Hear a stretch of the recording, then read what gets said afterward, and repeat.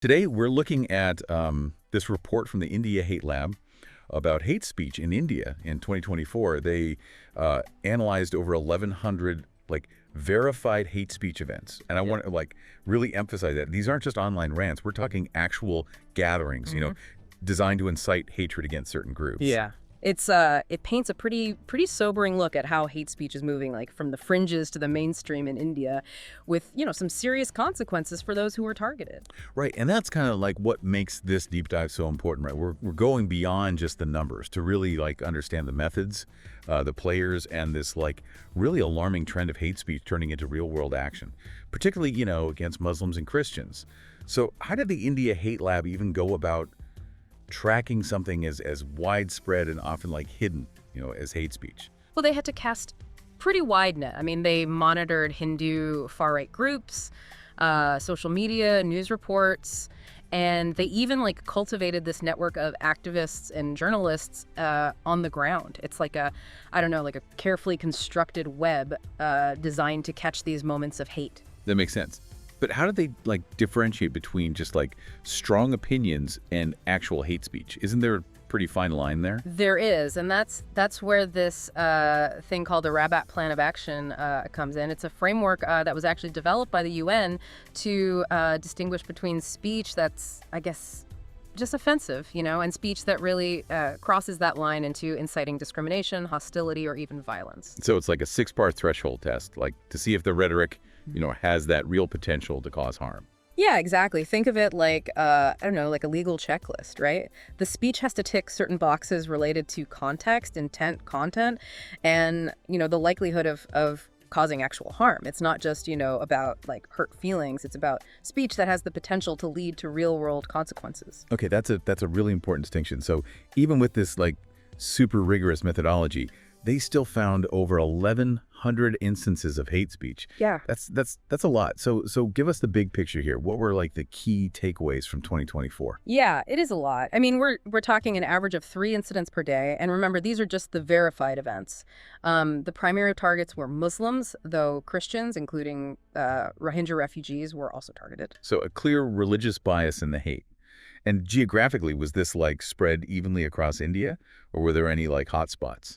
It's interesting. The incidents were heavily concentrated in BJP-ruled states, and there was a pretty sharp increase compared to 2023, particularly in those BJP-ruled regions. Okay, so it seems like there might be a political angle here too. What else was happening in 2024 that could have fueled this surge in hate speech? Was it just random, or were there specific triggers? It's definitely not random. There were several key drivers, I think.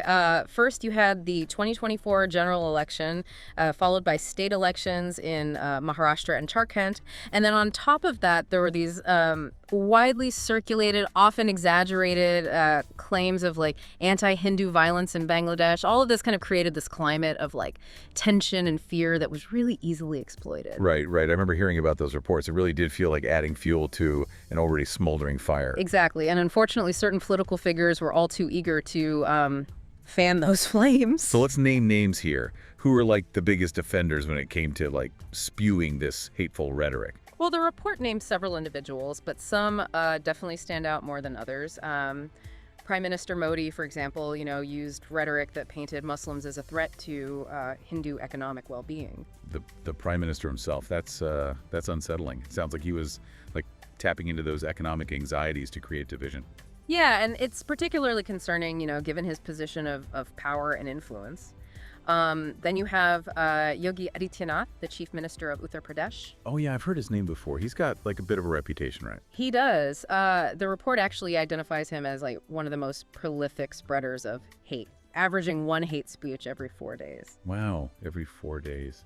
What kind of things was he saying? He was pushing all sorts of conspiracy theories designed to, portray Muslims as a threat. Things like love jihad, land jihad, even pan card jihad. Basically, any idea that could fuel paranoia and suspicion towards Muslims. It sounds like an attempt to create this like siege mentality, like Hindus are under constant attack. Who else was named in the report? Well, Home Minister Amitshah and Assam's Chief Minister Himanta Biswa Sarma were also key figures, especially in their targeting of Rohingya and Bangladeshi migrants.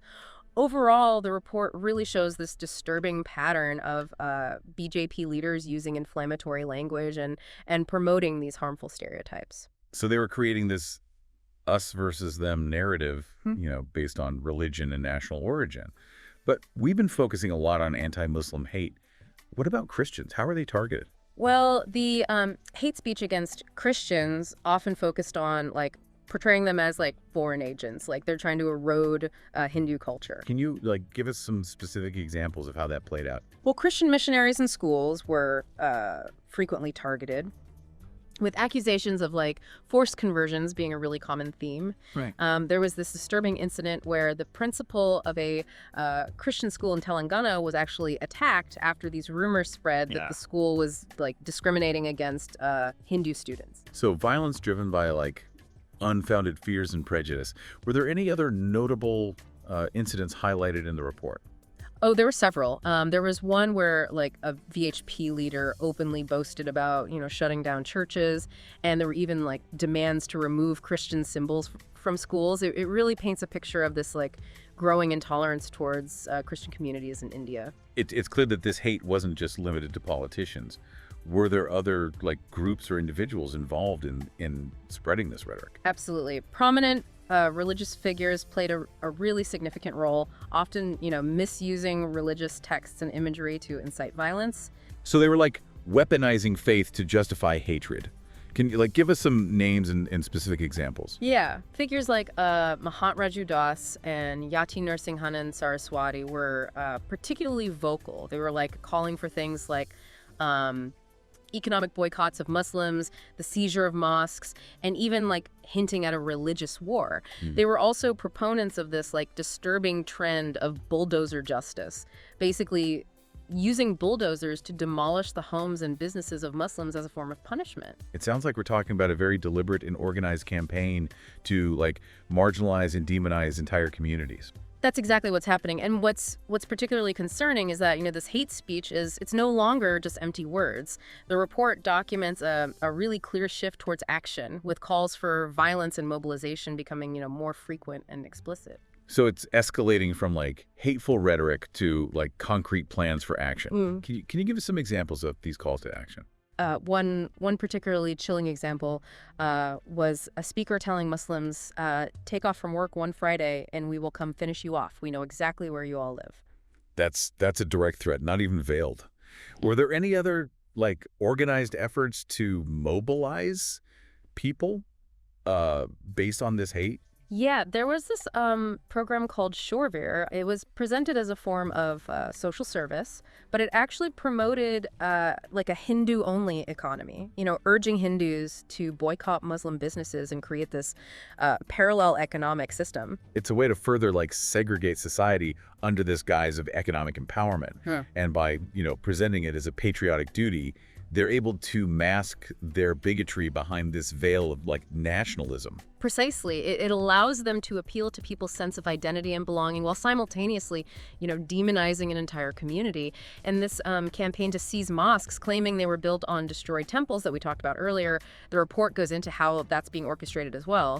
It's not just random acts of vandalism or protests. It's coordinated. It is. They're using a combination of legal challenges, historical revisionism, and outright intimidation tactics to advance their agenda.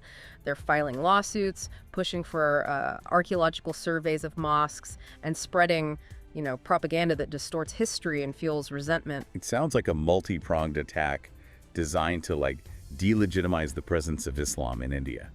And by targeting places of worship, they're striking at the very heart of Muslim identity and community. Exactly. It's about creating a climate of fear and uncertainty, making Muslims feel like they're constantly under threat, that their history and heritage are being erased. And this whole campaign, it directly contradicts the spirit of the Places of Worship Act of 1991, which was specifically designed to prevent these kinds of disputes by maintaining the status quo of religious sites. You're absolutely right. But as we've seen, they're finding ways to, exploit loopholes in the legal system and manipulate public sentiment to achieve their goals. It's a clear demonstration of how the law, without proper enforcement and societal support, can be, twisted to serve nefarious purposes. It's a sobering reminder that laws alone aren't enough to combat hate.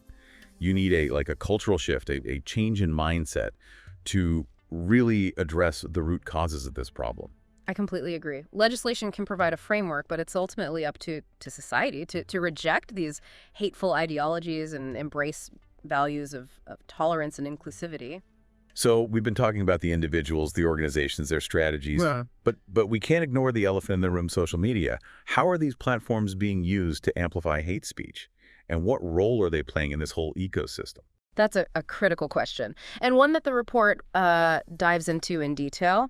In the next part of our deep dive, we'll unpack the insidious ways social media is being weaponized to spread hate, explore its impact, and discuss what needs to be done to hold these platforms accountable. Welcome back to the deep dive. If you're just joining us, we're kind of dissecting this report from the India Hate Lab about the surge of hate speech in India in 2024.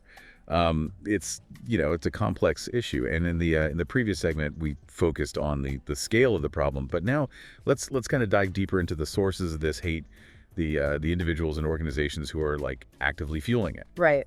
That's a crucial next step, I think, because understanding who's behind this and how they operate is really key to developing effective countermeasures. Yeah, right. It's like figuring out the mechanics of a machine before you can try to fix it. So we know that some politicians, even those in high positions, have been engaging in hate speech. But who else is pulling the levers here? Well, the report highlights the role of powerful Hindu nationalist organizations like the Vishwa Hindu Parishad, or VHP, the Bajrang Dal, and the Rashtriya Swayamsevak Sangh, or RSS.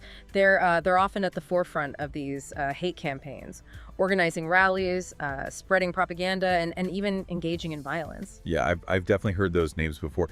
Usually in a negative context, they seem to be deeply intertwined with the rise of Hindu nationalism in India. They are, and the report goes beyond just naming these groups. It names specific individuals within these organizations who are particularly influential in spreading hate. So putting faces to these movements. Give us some examples. Who are these key players that we should be aware of? One name that jumps out is Nitesh Rene, a BJP legislator from Maharashtra. He's become notorious for his incendiary speeches, right, often directly targeting Muslims with threats and incitements to violence. And what about T. Raja Singh? Wasn't he banned from some social media platforms for hate speech? He was. Back in 2020, both Facebook and Instagram banned him. But bans aren't always effective, unfortunately. So he found ways to slip through the cracks. He did. He leveraged this network of supporter groups and pages to continue spreading his message. It's a classic example of how these individuals exploit the loopholes and the decentralized nature of social media to evade any kind of accountability. So playing whack-a-mole with hate. Yeah. Shut down one account and 10 more pop up in its place. Exactly. And it's not just politicians either. The report also mentions figures like Suresh Chavanka, a TV personality with a massive following, who uses his platform to promote divisive rhetoric and demonize minorities. I think I've seen clips of him online. He's quite a charismatic figure, which makes his message even more dangerous, I think. Yeah, charisma can be a powerful weapon, especially when it's wielded to spread fear and prejudice. And it's not just limited to traditional media figures either. We're also seeing the rise of online influencers who are using their platforms to spread hate. Right. Anyone with a smartphone and an internet connection can potentially become a purveyor of hate. Okay. Did the report mention any specific examples of this? It did. There's Kajal Shingala, a self-proclaimed Hindu nationalist influencer who uses social media to broadcast her hate-filled rants and conspiracy theories. She's amassed a significant following, particularly among young people, which is particularly worrying, I think. It's alarming how easily these messages can spread online, especially among those who might be more susceptible to this kind of rhetoric. But beyond just, naming names, did the report shed light on the tactics these individuals and groups are using to spread their message? What are like their strategies? It did. One recurring theme is the use of conspiracy theories to stoke fear and resentment. We talked earlier about things like love jihad, land jihad, even pan-car jihad. These fabricated narratives, they prey on people's anxieties, painting Muslims as this threat to Hindu culture and society. It's a classic tactic, creating an enemy to rally people around. By portraying Hindus as victims, they can then justify their calls for violence and discrimination. Exactly. It's a dangerous and effective strategy for mobilizing people, based on fear and prejudice. Another tactic we discussed earlier was the economic boycott of Muslims. Did the report go into more detail about how this is being implemented? It did. Remember that Shirveer program we mentioned? The report delves into how this initiative, framed as supporting Hindu businesses, is actually a calculated attempt to marginalize Muslims economically. They're creating a system that incentivizes Hindus to boycott Muslim businesses. Yeah. Ultimately aiming to make Muslims financially dependent on the Hindu majority. Yeah. It's a subtle but insidious form of economic warfare, and by presenting it as a patriotic duty, they're able to mask their bigotry behind this veil of nationalism. Precisely, it allows them to appeal to people's sense of identity and belonging, while simultaneously demonizing an entire community. And this campaign to seize mosques, claiming they were built on destroyed temples that we talked about earlier, the report goes into how that's being orchestrated as well. So it's not just like random acts of vandalism or protests. It's coordinated. It is. They're using a combination of legal challenges, historical revisionism, and outright intimidation tactics to advance their agenda. They're filing lawsuits, pushing for archaeological surveys of mosques, and spreading propaganda that distorts history and fuels resentment. It sounds like a multi-pronged attack designed to delegitimize the presence of Islam in India. And by targeting, places of worship, they're striking at the very heart of Muslim identity and community. Exactly. It's about creating a climate of fear and uncertainty. Making Muslims feel like they're constantly under threat, that their history and heritage are being erased. And this whole campaign, it directly contradicts the Spirit of the Places of Worship Act of 1991, which was specifically designed to prevent these kinds of disputes by maintaining the status quo of religious sites. You're absolutely right. But as we've seen, they're finding ways to exploit loopholes in the legal system and manipulate public sentiment to achieve their goals. It's a clear demonstration of how the law, without proper enforcement and societal support, can be twisted to serve nefarious purposes. It's a sobering reminder that laws alone aren't enough to combat hate. You need a cultural shift, a change in mindset to really address the root causes of this problem. I completely agree. Legislation can provide a framework, but it's ultimately up to society to reject these hateful ideologies and embrace values of tolerance and inclusivity. Mm-hmm. So we've been talking about the individuals, the organizations, their strategies, but we can't ignore the elephant in the room, social media. Yeah. How are these platforms being used to amplify hate speech, and what role are they playing in this whole ecosystem? That's a critical question, and one that the report dives into in detail. In the next part of our deep dive, we'll unpack the insidious ways social media is being weaponized to spread hate, explore its impact, and discuss what needs to be done to hold these platforms accountable. Welcome back to the deep dive. We've spent the last two parts, kind of uncovering this disturbing reality of hate speech in India, looking at the individuals and organizations behind it, and their increasingly sophisticated strategies. But now let's talk about something I'm sure a lot of you are probably wondering about, like what can we do about it? It feels, I don't know, overwhelming, almost hopeless at times. Yeah, it's understandable to feel that way. I think the problem is complex and deeply rooted, but the India Hate Lab report, it doesn't just leave us with a sense of despair. It offers some potential paths forward. Okay, good. I was hoping for at least a glimmer of light at the end of this tunnel. So what are the key recommendations? Where do we even begin to tackle a problem this ingrained? Well, the report, it stresses that there's no silver bullet, no single solution. It requires a multifaceted approach that addresses both the immediate symptoms and the underlying causes. It makes sense. It's like treating a disease. Yeah. You need to address the infection itself. A&D strengthen the body's defenses. So what's step one? Well, I think accountability is absolutely crucial. The fact that so many, powerful individuals, including, those in high office can engage in hate speech with virtually no consequences is incredibly damaging. It sends the message that this behavior is acceptable, even encouraged. Right. And we saw how the legal system, even with laws in place, hasn't been effective in holding these people responsible. So what needs to change? The report points to the inadequacy of existing laws, like Section 295A of the Indian Penal Code, which is often used to prosecute hate speech, but it's vaguely worded and open to interpretation.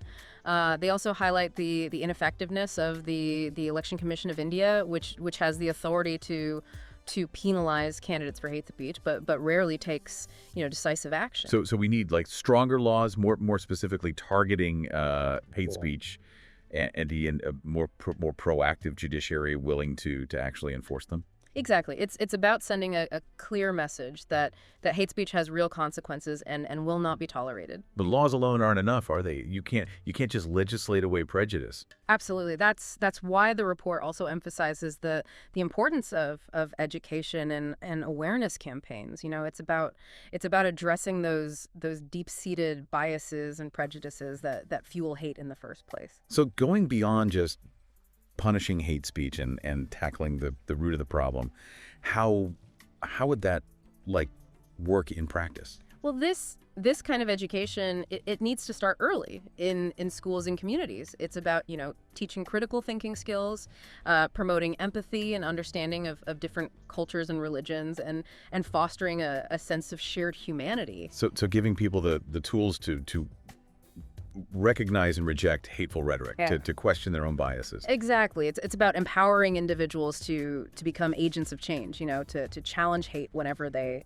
encounter it. And speaking of challenges, we can't forget about the role of the media, both traditional and social. We saw how social media was weaponized to amplify hate speech, giving these individuals and groups a platform to spread their message, far and wide. Yeah, the report's very clear on this point. Platforms like Facebook, YouTube, and WhatsApp, they have a responsibility to step up their content moderation efforts. They need to develop more effective algorithms to detect and remove hate speech, invest in human moderators who understand the nuances of language and context, and actually enforce their own community guidelines. It sounds like they need to make a fundamental shift in their priorities. Yeah.